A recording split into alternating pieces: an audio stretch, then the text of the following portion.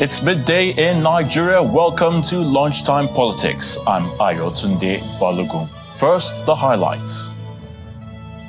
President Bola Tinubu asked the Supreme Court to dismiss the appeal filed by the PDP and its presidential candidate Atiku Abubakar challenging his victory at the 2023 presidential election. Says it's abusive in nature. The only senator under the Young Progressives Congress YPP dumps the party for the ruling All Progressives Congress, the APC.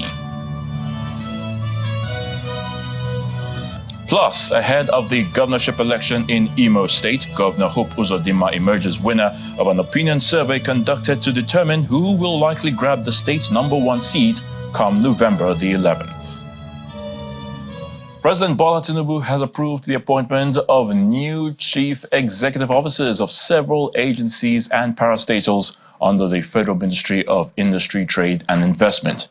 In a statement by the Special Advisor to the President on Media and Publicity, Ajuri Ngalale, these appointments are in line with his resolve to base Nigeria's economic revival on the foundation of trade expansion through small, medium and large-scale industry facilitation in the country.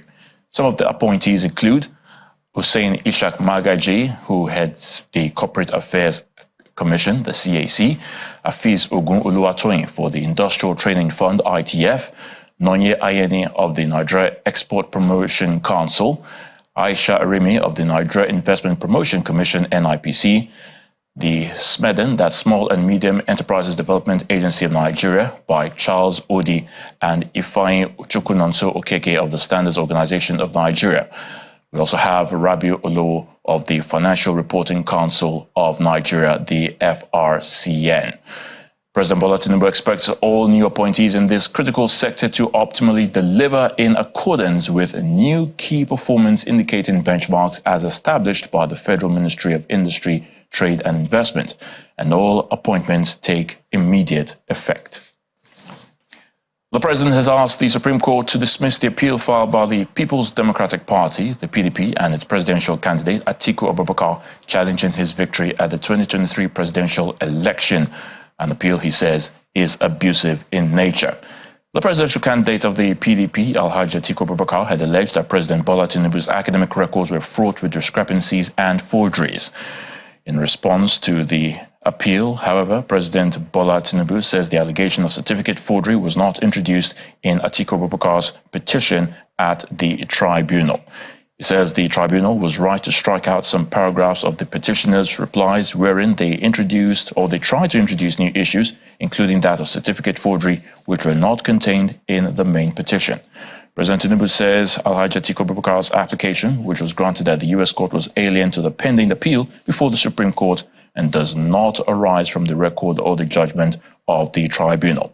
The president then added that the entire appeal lacks merit and should be dismissed. No date has been fixed for hearing.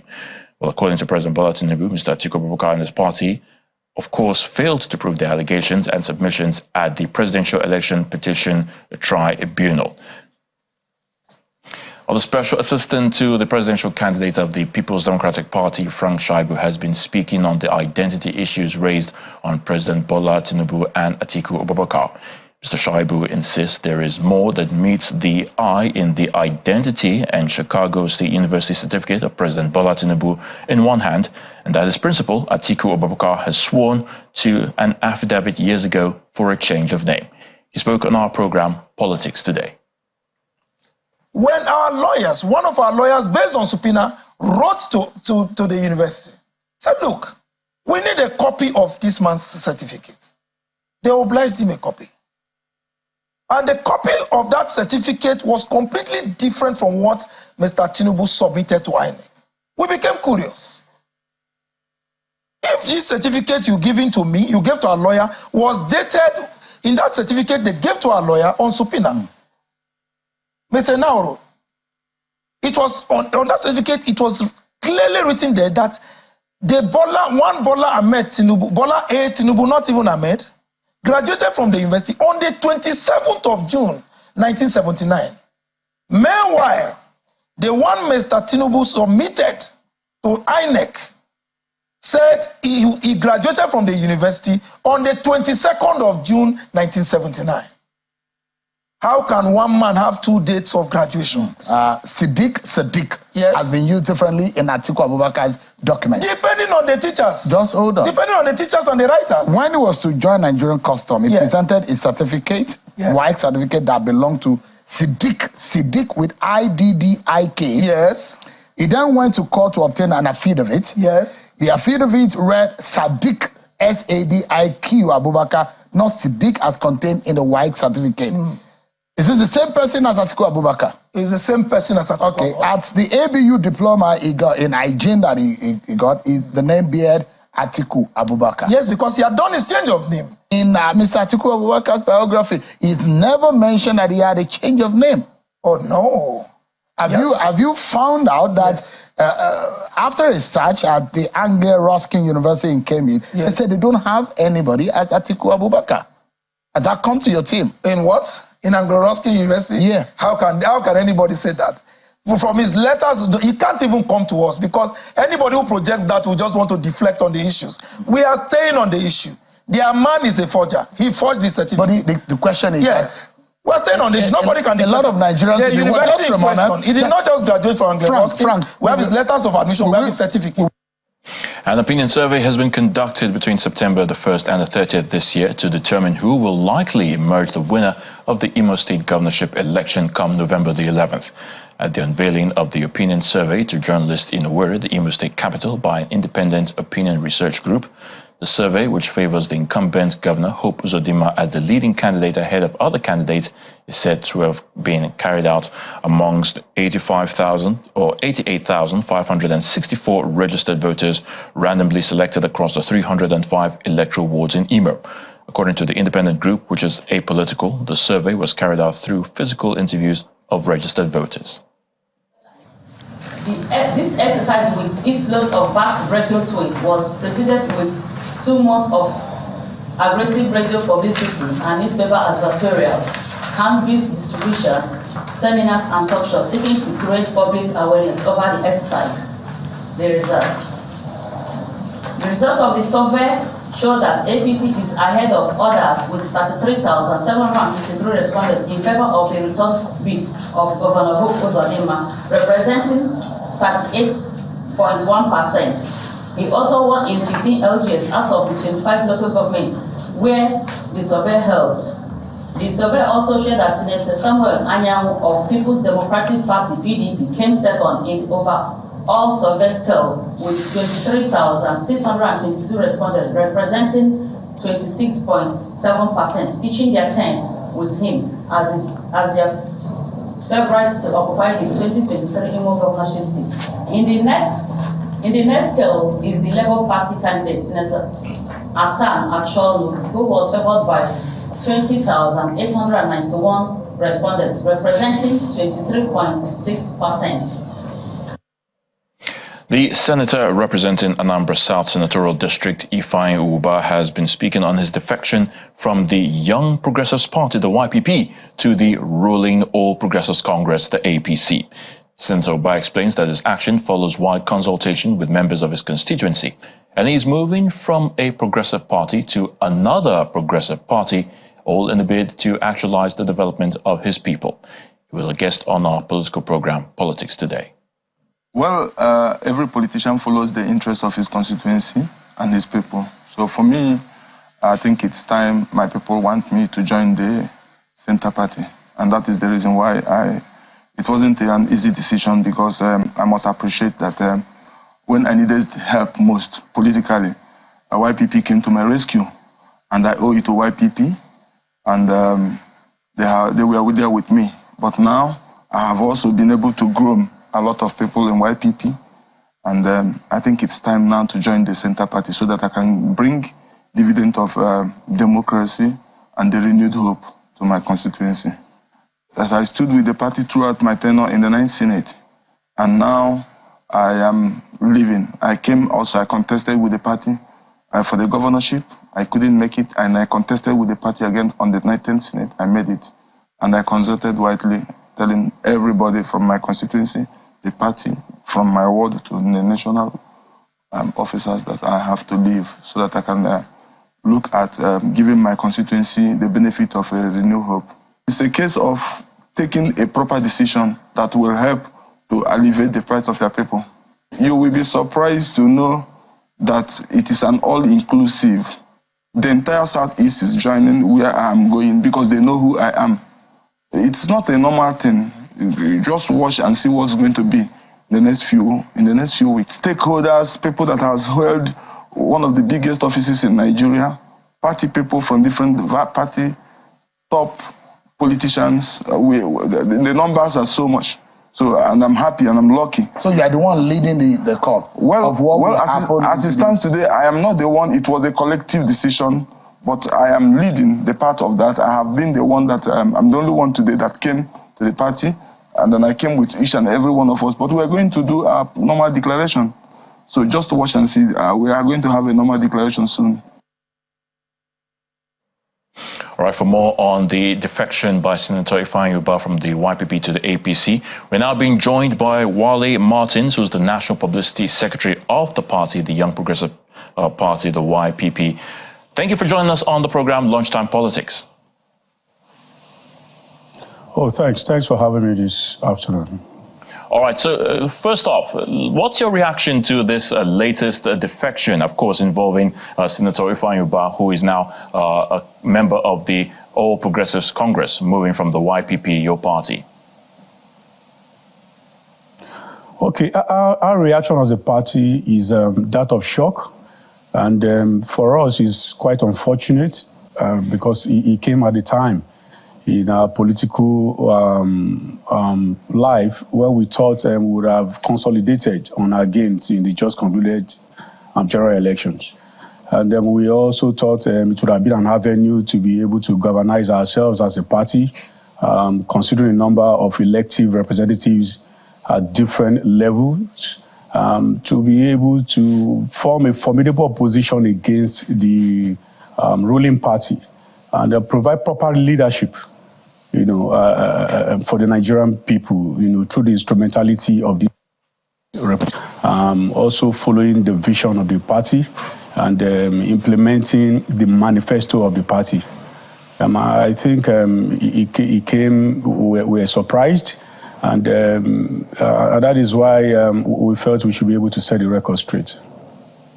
All right, so of course, Senator Ubah had spoken about his decision to move from the YPP to the APC, citing what I will call, or what he may refer to as irreconcilable differences. I just want to ask you, are there issues in the party, the YPP, and if there are, what are they, and what perhaps might have been responsible for his decision to move?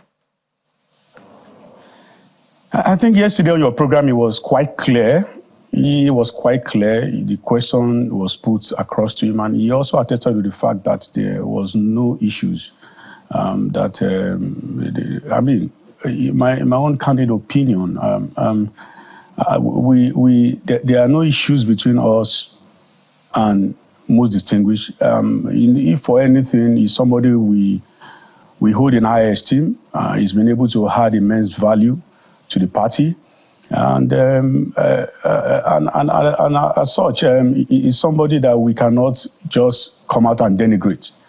However, we should also understand that we owe it to our people, the members of YPP, to our party, to posterity, to be able to protect the image of the party. Now, are we against decisions to go to another party that will better serve his interests? The answer is no. It's within his fundamental human rights. If he has consulted and engaged with the people, with his constituency, and they deem it fit that it was actually the right step to take. I think we are all, definitely no, this will not be the last of it. Because yet, we are in a dysfunctional system that does not help, political parties, fledgling political parties to grow. And we are all products of this system. And sometimes if we are not able to rise above primordial interest, we might not be able to see the need to look beyond certain issues. So however, the fact still remains, that is the party happy in the manner in which he left? The answer is absolutely no. Which brings me... differences. This to my next question. Forgive me for cutting. What exactly is the party planning to do right now? Do you intend to go to the perhaps take this matter to the law courts? I mean, what's the next line of action, really? Definitely, we will do everything within the ambit of the law. YPP is not a lawless political party, and we keep on engaging. Part of it will be an emergency meeting that is going to be called of the National Working Committee to be able to fashion a way forward concerning the latest development. Yes, he may have won election, but he won on the platform of the Young Progressives Party. It's a symbiotic relationship. The party cannot go into an election without a candidate. Neither can the candidate go into an election without the party. True to it, and coupled with what he said yesterday, the party stood by him against the shenanigans of the oppositions who wanted to truncate his the process that I would have made him to emerge We stood by him, and he also stood with the party. To be fair enough, he was there for the last 4 years, and he won just recently, less than how many months, and is decamping. Now, only God knows the reason. He has given a reason to the world. It's left for the world to judge if those reasons are genuine enough to be able to validate the reasons for his moving from the YPP to the APC.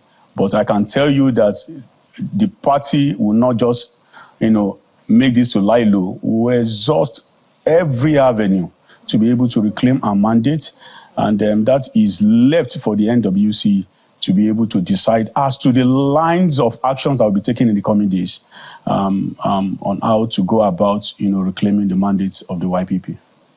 Now, of course, you've already spoken extensively on what the party will be doing. That's the YPP. But personally, I just want to ask you, of course, we know that political defections aren't uncommon in this part of the world. But personally, does it really bother you when these sort of incidents take place? And is it healthy, really, for democracy? Definitely. No. Well, your last question is not healthy.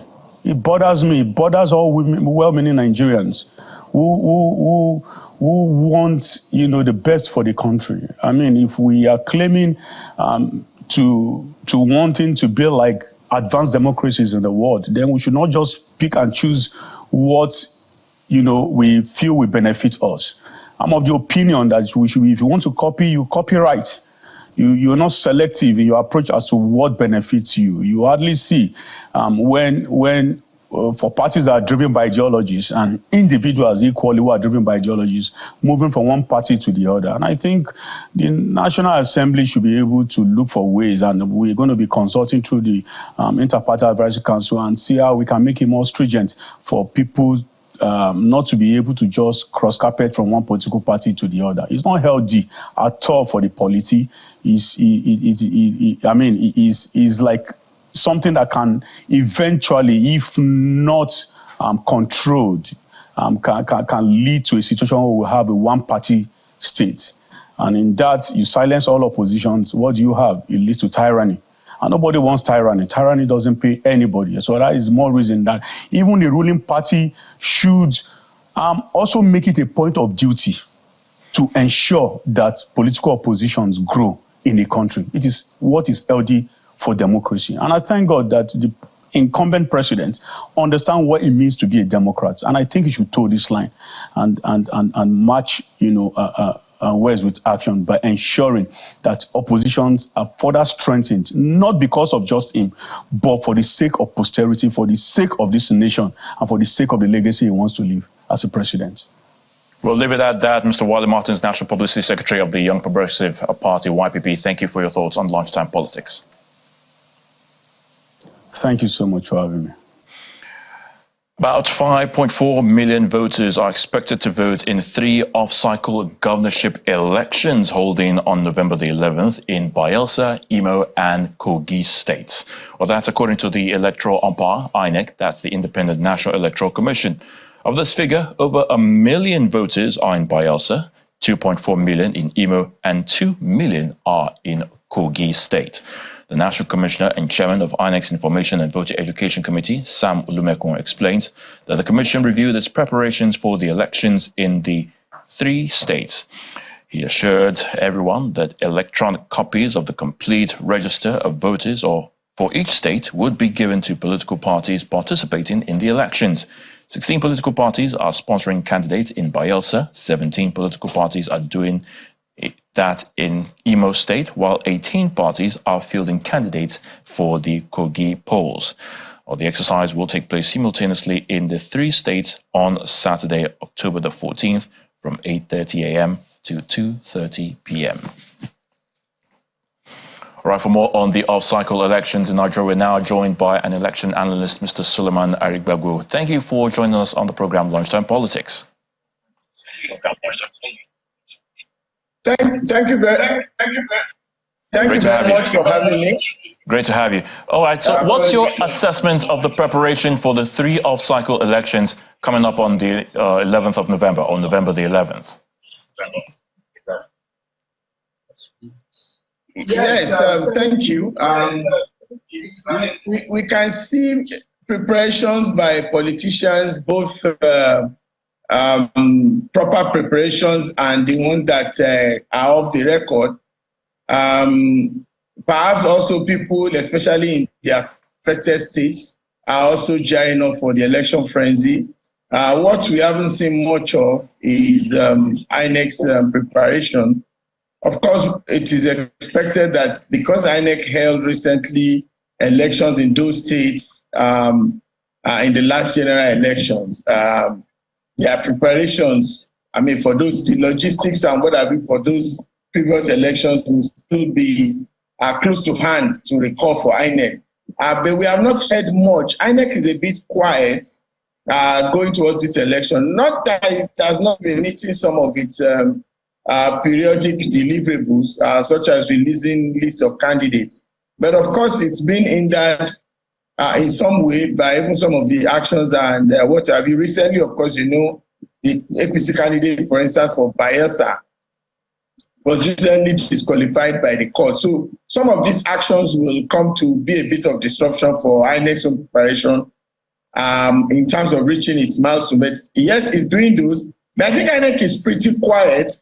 What I am hoping is that this quietness is not an indication that is not meeting up with its preparations. If the quietness is because of the fallout of the last general elections and INEC is kind of retreating into its chair, that is also not good, but at least that is a bit more comforting than to conclude that INEC is not prepared or is not getting ready adequately for these 3 important off-season elections that we are about to have in November. All right, so on the part of political parties, will you assess their level of preparedness for the polls? We've talked, we know about the big wigs, the likes of the PDP and the APC, but how about the other political parties who aren't perhaps well known as the foremost political parties? How would you assess their level of preparedness? Well, if you take the states individually, I think for Kogi states, there are parties outside of the APC and PDP that are showing a lot of preparedness. So you have the ADC candidates. You have a number of candidates that are making a whole lot of, drawing a whole lot of attention. But that is not to say that generally smaller political parties have really stepped up to the plate. We know because campaigning and electionary matters in Nigeria is actually very money intensive. So if you are not able to do the big campaigns, many of them from our engagement are saying that, oh, they are doing door to door, they are meeting people in their enclaves, which is good. However, take for instance states like Anambra, states like Imo State, that's also part of this off-cycle election. The most noise you hear from that axis is APC, the PDP, and the Labour Party. Some measure of showing up from ABGA, but for a state that is in power in the adjacent state to Imo, I do not see that ABGA is giving enough presence in terms of the campaigning But then again, like I said, some of them have said that they are changing strategies rather than paying more attention to media presence. They are going door to door. I hope that it's going to turn out to be a good strategy for them. The turf is a bit different also in Bayelsa. It's the big parties that are showing up for now. Not much is been. Of course, all the candidates are there. They all come out. The AA candidates and what have you, they all come out to say that we are part of this. But in terms of, well, one will say that perhaps in terms of being in the media, they do not have equal share of media presence like the big parties. Part of which is not their fault. That part of which could be the fact that they may not have the resources to bring attention to a lot of things they are doing. But there are other ways that they could make themselves visible. And also, maybe we are not seeing much of them because they are less controversial. They are less antagonistic.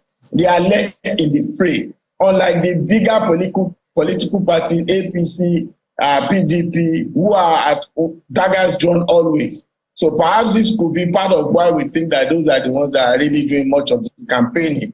But the elections are getting closer. We'll soon see who is ready and who is Mr. Suleiman Ariba, we will definitely have to end it there. We're running out of time. We thank you so much for your thoughts on the program Lunchtime Politics. Thank you once again.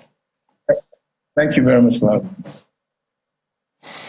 And with that, we draw the curtain on the program Lunchtime Politics. Thank you so much for watching. I'm Ayotunde Balogun.